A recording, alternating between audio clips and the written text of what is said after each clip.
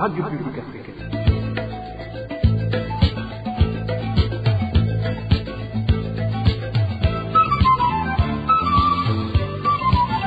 Radio Publique Africaine.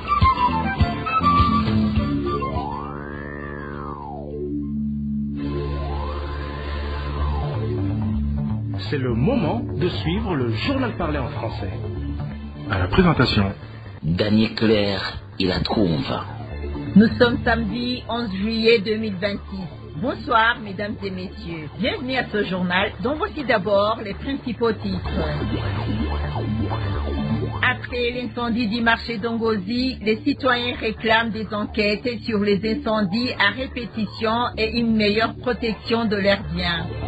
Le 11 juillet, c'est la journée mondiale de la population. Au Burundi, la croissance démographique dépasse le rythme des infrastructures. Et enfin, nous allons vous faire entendre dans ce journal comment à Ruyigi, le pont de Muhimbule est gravement endommagé et les riverains redoutent un drame. C'est tout pour le sommaire. Dans quelques poussières de secondes, le développement de ces titres.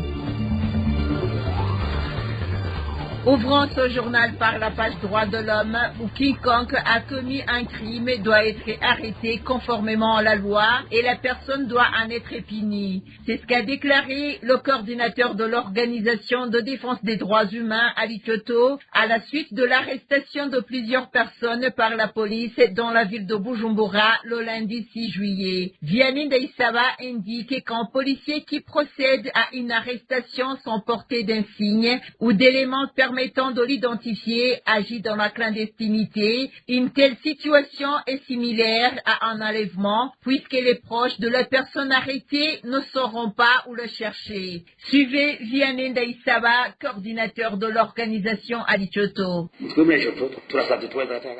Nous, à la Licyoto, demandons le respect des droits humains et de l'état de droit. Lançons un appel aux Burundais qui nous écoutent, aux responsables de la police nationale, en particulier au ministre ayant la sécurité publique dans ses attributions, ainsi qu'au commissaire de police. Nous rappelons que les forces de l'ordre ne peuvent pas arrêter des citoyens simplement parce qu'ils se trouvent à un endroit donné. L'article 14 de la Constitution du Burundi garantit à tout Burundais le droit de circuler librement et de résider où il souhaite sur l'ensemble du territoire national. Ces pratiques consistant à interpeller des personnes qui se promènent ou vaquent librement à leurs occupations doivent cesser. Lorsqu'une personne est soupçonnée d'avoir commis une infraction, les procédures légales doivent être respectées afin qu'elle soit arrêtée et sanctionnée conformément à la loi et aux dispositions du code pénal. L'article 39 de la Constitution du Burundi stipule qu'aucune personne ne peut être privée de sa liberté si ce n'est dans les cas prévus par la loi. Autrement dit, personne, quel que soit son rang ou sa fonction, ne peut arrêter des citoyens en dehors du cadre légal. Pour qu'un policier procède à une arrestation, il doit être muni des documents ou des autorisations requis délivrés par les autorités compétentes telles qu'un procureur, un magistrat ou un officier de police judiciaire, notamment un avis de recherche. Un agent qui procède à une interpellation sans porter les signes distinctifs de sa fonction entretient la confusion et suscite des inquiétudes. Si tu as un policier qui procède à une arrestation sans porter d'insigne ou d'éléments permettant de l'identifier, qui agit dans la clandestinité, une telle situation est similaire à un vol, un enlèvement. Il faut porter les uniformes et insignes de ta fonction pour que des proches peuvent connaître l'identité de l'agent qui interpelle, de voir sa carte professionnelle et de savoir où la personne arrêtée est conduite. C'est là l'un des principes fondamentaux de la démocratie et de l'état de droit. Vianney Ndaïsaba s'interroge notamment sur la responsabilité qui sera engagée si un accident survenait à ces personnes entassées dans des véhicules comme du sable. Suivez-les encore une fois. Dans l'exercice quotidien de leurs fonctions, les policiers sont tenus de respecter la loi et non de la violer. L'article 40 de la Constitution du Burundi dispose que toute personne accusée d'une infraction est présumée innocente jusqu'à ce que sa culpabilité soit établie conformément à la loi. Dès lors, comment peut-on procéder à l'arrestation de personnes sans qu'aucun procès n'ait eu lieu, sans même les avoir entendues ou interrogées? Nous avons entendu les explications selon lesquelles certaines personnes interpellées incarcérés étaient des personnes sans emploi. Pourtant, lorsqu'un citoyen présente ces documents en règle, le simple fait d'être sans emploi ne constitue pas une infraction. Nous demandons que ces pratiques consistant à arrêter des personnes et à les entasser dans des véhicules de police. Les institutions de l'État, les services de sécurité, la police doivent respecter les lois dans toutes leurs interventions. Lorsqu'on observe la manière dont ces personnes ont été entassées dans les véhicules de police, on a l'impression qu'elles sont transportées comme du sable. Il est impératif de respecter la dignité humaine. Si des personnes doivent être transportées, elles doivent l'être dans des conditions conformes à leur dignité et à leur sécurité. Par ailleurs, si un accident venait à se produire dans de telles conditions, qui en assumerait la responsabilité? Les véhicules utilisés sont-ils assurés pour transporter deux personnes? Sont-ils autorisés à embarquer autant de personnes? Ces questions soulèvent de sérieuses préoccupations quant au respect des droits humains et des principes de l'état de droit. Nous appelons les autorités à assurer la sécurité des citoyens sans pour autant violer les lois ni porter atteinte à leurs droits. Les citoyens doivent pouvoir faire confiance aux forces de l'ordre et les considérer comme des institutions qui les protègent et les servent, et non comme des instruments d'injustice ou de persécution. Comme je vous le disais en titre, certains habitants de différentes localités du pays sont préoccupés par des marchés qui prennent feu de façon répétitive et qu'il n'y ait pas d'enquête pour connaître l'origine de ces calcinations. Compte tenu du marché d'Ongozi, parti en fumée dans la nuit de ce jeudi, ces citoyens demandent au gouvernement de prendre des mesures visant à protéger leurs biens. Sinon, expliquait-il, nombreux risques d'abandonner d'investir dans le commerce. Suivez ces citoyens qui se sont confiés à la RPA. Aujourd'hui, nous voyons une recrudescence de marchés qui prennent effet vraiment un phénomène qui semble être incroyable, même incompréhensible, parce que nos dirigeants nous disent toujours que nous préparons un bon avenir d'ici 10 ans ou 15 ans, mais cet avenir-là, c'est un avenir qui est toujours prononcé dans les paroles, mais qui ne sera jamais atteint. Aussi longtemps que le marché prenne effet et qu'il n'y ait aucune mesure pour éradiquer ce phénomène. Des fois, nos dirigeants disent qu'on va enquêter, mais c'est des enquêtes qui se terminent en deux fois. Pour le moment, ce sont des économies de capitaux qui disparaissent.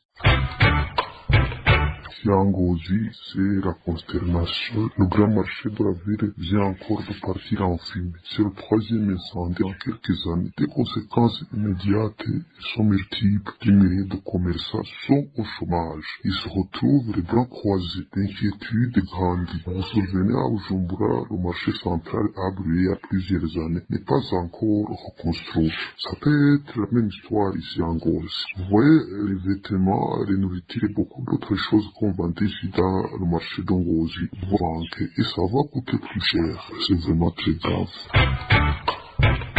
Ça fait honte et ça fait peur.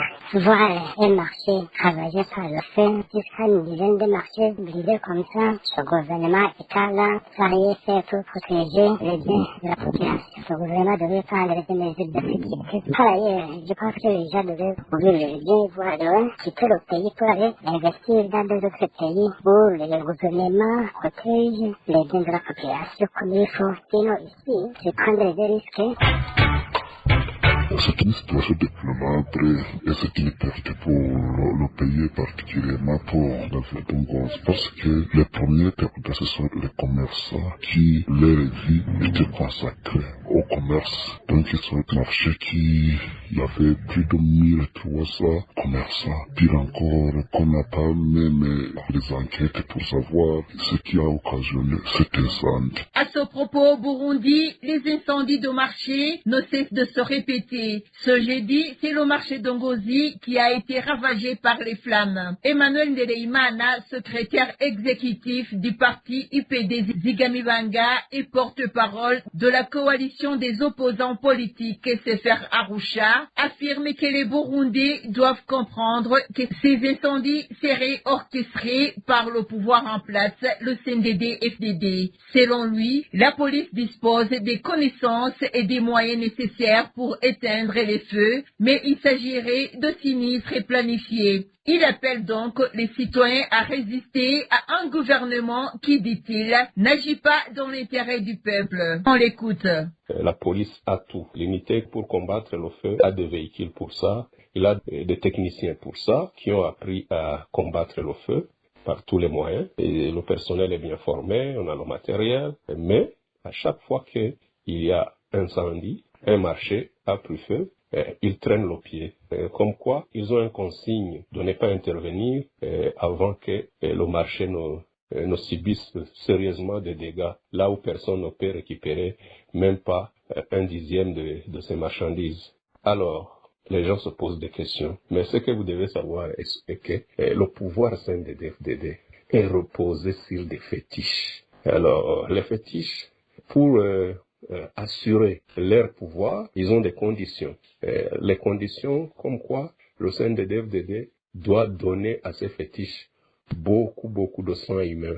La deuxième condition est de plonger la population dans une pauvreté extrême. Alors, tout le monde sait que le système DD est reposé par les tueries, des tueries non justifiées. Les marchés qui prennent feu, c'est de l'argent énorme, des énormes sommes qui sont brûlées dans le feu. Tout ça fait que la population plonge dans une misère extrême.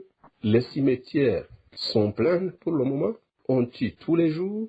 Il n'y a pas aucune journée qui passe sans apprendre que à tel ou tel autre endroit, on a assassiné des gens gratuitement. C'est pourquoi ils ont formé la milice Imbonerakure. Ils sont formés pour tuer en masse. Trouver du sang suffisant pour nourrir ces fétiches. Plonger les Burundais dans une pauvreté extrême pour satisfaire les fétiches.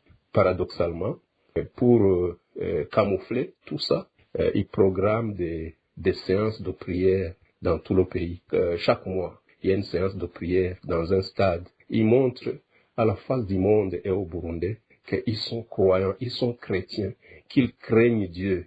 Mais, petit à petit, les gens sont en train de comprendre de quoi il s'agit. La seule chose à faire devant cette situation est que les Burundais conjuguent leurs efforts pour mettre ce pouvoir hors d'état de nuire. Bref, il n'y a pas d'accident. Ce sont des plans bien élaborés.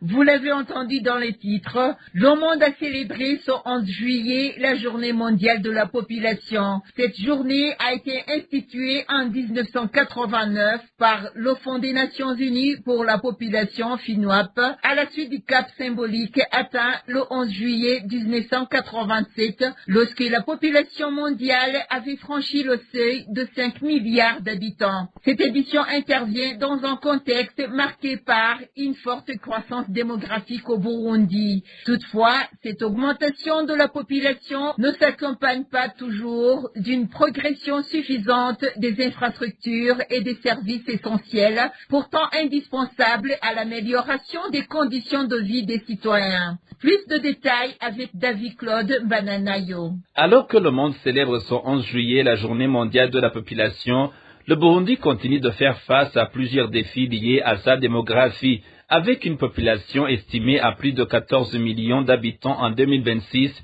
le pays figure parmi les plus densément peuplés du continent africain. Cette croissance démographique rapide exerce une forte pression sur les terres agricoles, principale source de subsistance pour la majorité des ménages burundais. La fragmentation progressive des exploitations réduit les superficies disponibles pour chaque famille et complique davantage la production agricole. La forte proportion de jeunes au sein de la population constitue à la fois une opportunité et un défi. Chaque année, des milliers de jeunes arrivent sur le marché du travail alors que les possibilités d'emploi demeurent limitées, entraînant des situations de chômage et de sous-emploi. Le secteur social subit également les effets de cette croissance démographique. Les établissements scolaires, les structures sanitaires ainsi que les infrastructures publiques doivent répondre à une demande toujours plus importante. Dans plusieurs localités, les capacités d'accueil restent insuffisantes face à l'augmentation constante de la population. Par ailleurs, la pression exercée sur les ressources naturelles contribue à la dégradation de l'environnement. La déforestation, l'érosion des des sols et l'exploitation intensive des terres figurent parmi les conséquences les plus visibles de cette forte densité démographique. Les experts soulignent également l'importance de renforcer l'accès aux services de santé reproductive et de planification familiale afin de permettre aux ménages de mieux planifier les naissances et d'améliorer les conditions de vie des familles. Face à ces défis, les spécialistes estiment que des investissements accrus dans l'éducation, la santé, l'emploi des jeunes et la gestion durable des ressources naturelles seront essentiels pour transformer la croissance démographique en véritable moteur de développement pour le Burundi. Merci à toi, David Claude Bananayo. Les habitants qui vivent près du pont de Muhimbure, dans la zone commune de Ruyigi, en province de Buhumuza, sont très inquiets. Ce pont est gravement endommagé depuis près de 2 mois. Les riverains craignent que leurs maisons soient emportées si la situation continue. Ils ont aussi peur que des enfants tombent dans le pot et soient victimes d'un accident. Un reportage de Balthazar Miburo. Un grave menace les habitants situés entre la colline de Mungwe et le centre du chef-lieu de la commune de Ruyigi, plus précisément sur la colline de Muhimbure. Selon nos sources, le pont qui permettait aux habitants de traverser s'est effondré il y a près de 2 mois. Un habitant explique que cette situation cause beaucoup de difficultés, surtout aux agriculteurs qui ne peuvent plus transporter facilement leurs récoltes. Son ravin mesure environ 400 mètres de long, il est très profond. Si une personne y tombe, il est très difficile de la secourir. Son ravin nous cause aussi de grandes pertes. Les cultures que nous avions plantées à proximité, comme les haricots, les bananiers et d'autres cultures ont été emportées par le ravin. Et notre habitat indique que si rien n'est fait rapidement, le ravin continuera de s'agrandir et risque d'atteindre leur maison dans les prochains jours. Il demande au gouvernement de réparer ce pont afin de rétablir la circulation des personnes et des biens. Nous avons peur que ce ravin continue de s'agrandir et emporte nos maisons car il y a des habitations tout autour. Chaque fois qu'il pleut, le ravin devient encore plus grand. Nous demandons au gouvernement de reconstruire ce pont pour que la circulation des personnes et des biens reprenne normalement comme avant.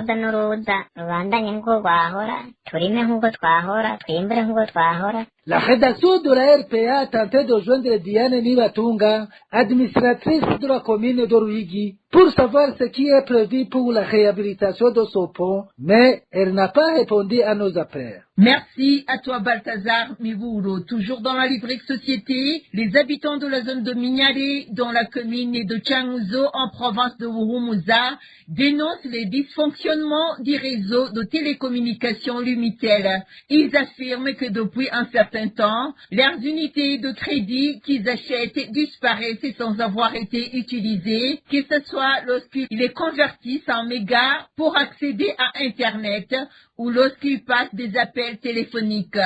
Ils demandent aux responsables de Lumitel de prendre des mesures urgentes afin de résoudre ce problème. Plus de détails avec Dean Karondo. Dans la zone minière de la commune Changuzo, les habitants utilisant le réseau de télécommunications limité éprouvent depuis un certain temps de sérieuses difficultés pour communiquer. Selon notre source, ce réseau peut rester indisponible pendant plus de 4 heures au cours d'une même journée.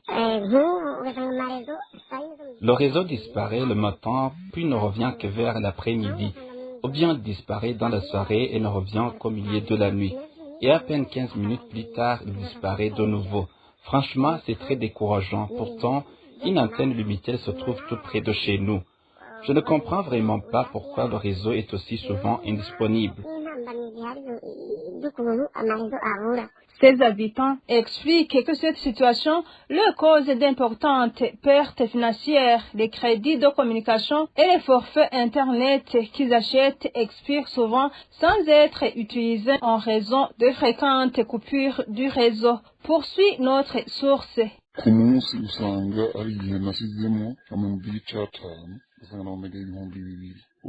Il arrive qu'en pleine journée, j'achète un forfait de 1500 francs qui me donne 2000 mégas. Mais je constate qu'après avoir utilisé seulement 1000 mégas, les 2000 mégas sont déjà épuisés. Cela signifie que je perds 1000 mégas sans les avoir utilisés. Pour ma part, j'estime avoir déjà perdu environ 5000 mégas de cette manière. C'est une perte importante, d'autant plus qu'il est difficile de se procurer ces forfaits. Lorsque l'Internet disparaît, il est même impossible de passer des appels directs. ngo hagiye uwo musubira kumvikana oya ntibiba bigikunda kuri abo muri unitere barakwiye kwitibuka iki kibazo bakagicemura. Il demande aux responsables de l'unité de prendre des mesures urgentes afin d'améliorer la qualité du réseau et de garantir un service de communication fiable. Merci à toi, Dine Kalondo. Allons à présent dans la librairie de transport où les habitants de la commune de Rumonge dans la province de Burunga indiquent que les conséquences de la pénurie du carburant continuent de les rendre la vie difficile. Ces habitants indiquent aussi que les prix de transport ne cessent d'augmenter suite à cette pénurie du carburant. Plus de détails avec Eric Nyonzima. Plus de 3 mois passent qu'aucune station-service ne dispose de carburant dans la commune de Rumonge en province de Burunga. Les habitants de la commune de Rumonge disent que cette pénurie a aggravé les conditions de vie. Ils expliquent que les prix de presque tous les produits de première nécessité ont augmenté sur les marchés. Ici, dans la commune de Rumonge, il y a plus de carburant. Cela fait plus de 3 mois. Cette situation a rendu la vie très difficile car les véhicules qui transportent les marchandises ne sont plus disponibles. Dans nos familles, nous ne mangeons qu'une seule fois par jour. Nous sommes incapables de prendre 2 repas par jour car les prix des denrées alimentaires sont devenus trop élevés. Non seulement les prix des denrées sur le marché qui ont augmenté, les habitants indiquent que même les prix de transport ne cessent d'augmenter suite à cette pénurie de carburant. Pour nous rendre à Bujumbura, nous payons désormais 15 000 francs. Pour aller à Bururi, c'est également 15 000 francs. Pourtant, auparavant, cette somme suffisait pour faire l'aller-retour. Nous demandons au gouvernement de prendre des mesures pour résoudre cette crise afin que le coût de la vie redevienne abordable. Ces habitants demandent au gouvernement de prendre des mesures afin de trouver une solution durable à cette crise de carburant qui perdure depuis longtemps sans qu'aucune réponse efficace ne soit trouvée. Et voilà, amis fidèles de la RPA, c'est par ici que nous clôturons le journal en français de ce samedi 11 juillet 2026. Merci pour votre aimable écoute. Merci également aux équipes rédactionnelles et techniques pour leur franche et parfaite collaboration. À la présentation de ce journal, vous étiez avec Dani Claire Ilatrumva. Bonne soirée chez vous.